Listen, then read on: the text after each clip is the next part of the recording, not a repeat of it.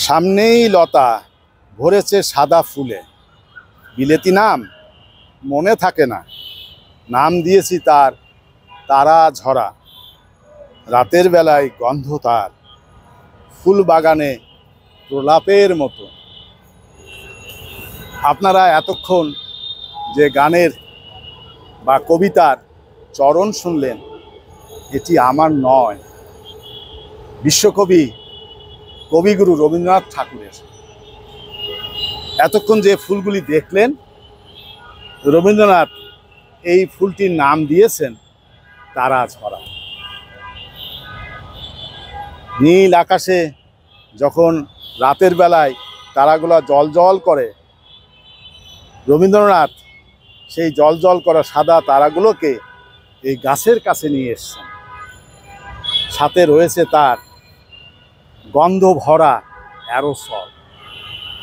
অনেক দূর থেকে সেই গন্ধগুলা বা সুবাস আমরা বুঝতে পারি, অনেক দূর থেকেই বুঝে নিতে পারি এটি তারা ঝরা ফুলের সুবাস, খুবই মিষ্টি সুবাস। এটিকেই অনেকে অ্যারোমেটিক জুঁই বলে থাকেন।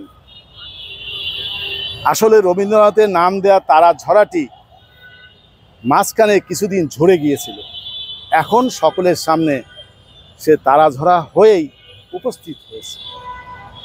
এটি অ্যারোমেটিক জুঁই নয়, এটি তারা ঝরা।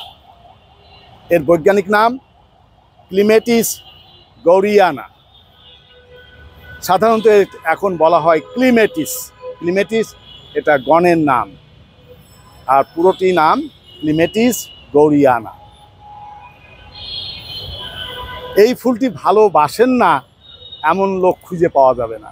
শুধু রবীন্দ্রনাথ নয়, আমিও ফুলটিকে বড় ভালোবাসি। এর মিষ্টি সুবাস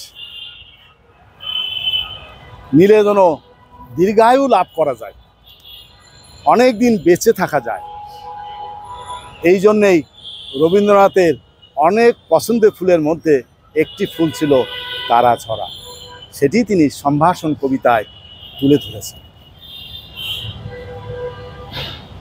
ইংরেজিতে বলে ইন্ডিয়ান ট্রাভেলস জয়, অর্থাৎ যারা ট্রাভেলার, যারা ভ্রমণকারী, তারা এই গন্ধে আকৃষ্ট হয়ে ভ্রমণটাকে উপভোগ করেন। আবারও বলছি, তারা ঝরা, রবীন্দ্রনাথের তারা ঝরা।